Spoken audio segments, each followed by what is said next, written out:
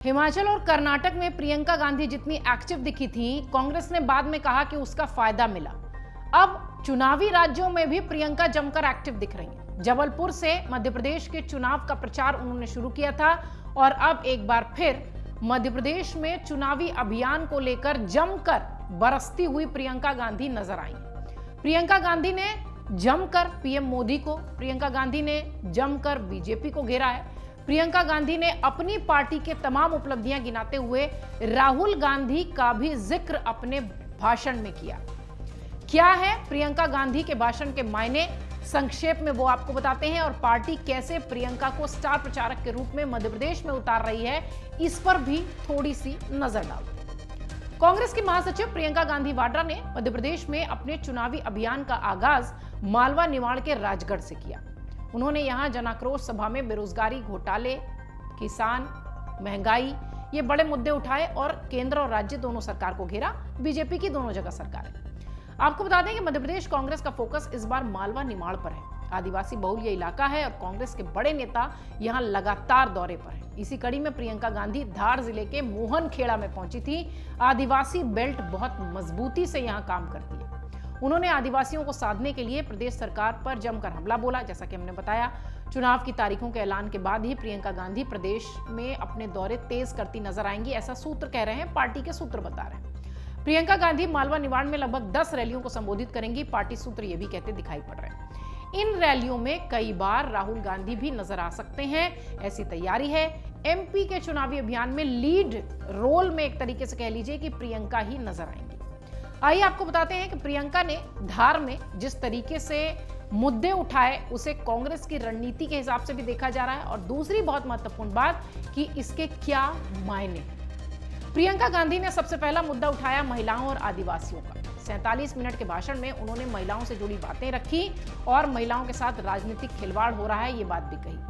महिला अत्याचार सबसे ज्यादा प्रदेश में हुआ, ये बातें भी वो कहती दिखाई पड़ी। इसके अलावा उन्होंने कहा कि चुनावों को जज्बातों से जोड़ा जाता है, धर्म जाति की बातें होती हैं, जनता को अर्जुन की तरह निशाना अर्जुन की आंख पर रखना चाहिए।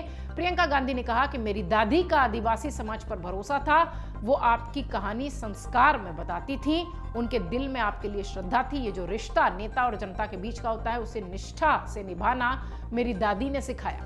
मेरी दादी कहती हैं कि आदिवासी परंपराएं मजबूत रहना बहुत जरूरी है, जल जंगल जमीन रहना बहुत जरूरी है। हर नेता समझ गया है कि महिलाओं का वोट नहीं मिलेगा तो वो सत्ता में नहीं आ सकते। मेरी बहनों, कौन सत्ता में आएगा कौन सत्ता में नहीं आएगा ये आपके हाथ में है। अपने आप को फुसलाने मत दीजिए, समझ जाइए कि आपके साथ राजनीतिक खिलवाड़ हो रहा है। महिलाओं और आदिवासियों पर प्रियंका का पूरा फोकस ये बताता है कि पार्टी की रणनीति है कि जिन जिन चुनावी राज्यों में अब भाषण या संबोधन होगा वहां पर ये 2 टारगेट रखे जाएंगे, महिलाएं और आदिवासी, जिन्हें प्रियंका ने अपने भाषण में चुना और इन दोनों की चर्चा करते हुए वो सरकार पर हमलावर है। प्रियंका ने एक बात दोहराई, हमने अपने वादे पूरे किए।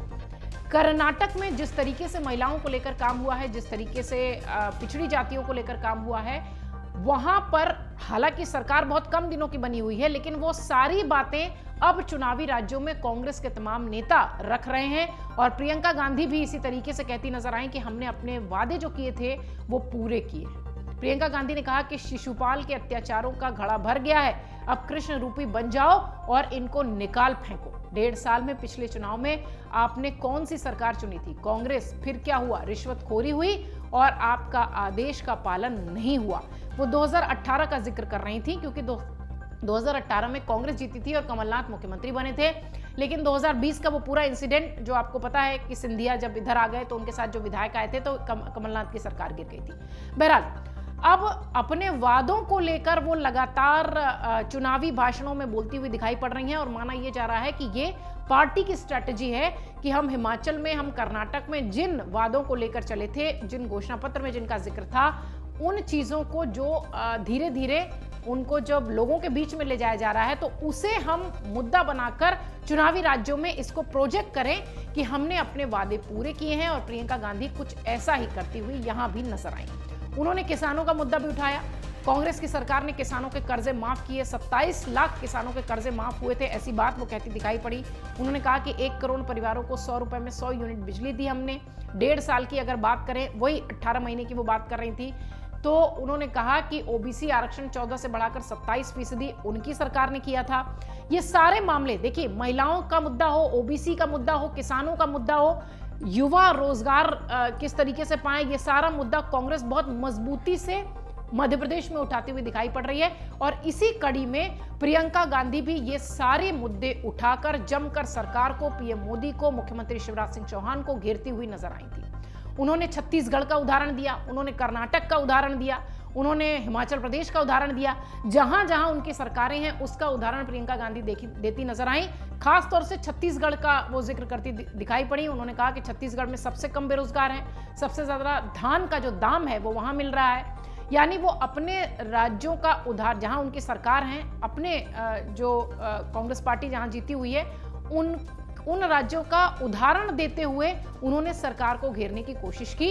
इसलिए ये माना जा रहा है कि प्रियंका गांधी बहुत मजबूती के साथ मध्य प्रदेश के चुनाव में नजर आएंगी। और सबसे महत्वपूर्ण बात ये कि इनके साथ राहुल गांधी भी बीच बीच में नजर आ सकते हैं। पार्टी के सूत्र ये भी कह रहे हैं कि जैसे ही आचार संहिता लागू होगी, जैसे ही चुनावों की तारीखों का ऐलान होगा, एक बार फिर प्रियंका गांधी मजबूती के साथ एक्टिव होकर मध्य प्रदेश की जमीन पर लड़ती हुई दिखाई पड़ेंगी। हालांकि सबसे महत्वपूर्ण बात यह है कि जब कर्नाटक में प्रियंका गांधी एक्टिव नजर आई तो उसका फायदा पार्टी को मिला। अब पार्टी ये चाह रही है कि स्टार प्रचारक के रूप में प्रियंका गांधी को जमकर फ्लोर पर उतारा जाए और उनके प्रचार प्रसार के साथ ही पार्टी उसका फायदा ले। देखना यह है कि चुनावी राज्य मध्य प्रदेश हो, चुनावी राज्य राजस्थान हो और चुनावी राज्य छत्तीसगढ़ हो, जो बड़ा हिंदी बेल्ट है, ये 3 राज्य यहाँ चुनाव हैं। यहाँ पर प्रियंका गांधी इंदिरा स्टाइल में बोलती हुई दिखाई पड़ रही हैं और ये स्टाइल उनका वोटर्स को कितना लुभाता है और ये जो भीड़ उनके जनसभा में दिखाई पड़ रही है, ये वोट में कितनी तब्दील होती है, ये चुनाव के परिणाम बताएंगे। पर हाँ, प्रियंका गांधी को लेकर कांग्रेस ने एक बड़ी स्ट्रैटेजी पर काम करना शुरू कर दिया है और प्रियंका अब बड़े स्ट्रैटेजिक मुद्दे के साथ ही अपने भाषणों में बोलती हुई दिखाई पड़ती हैं।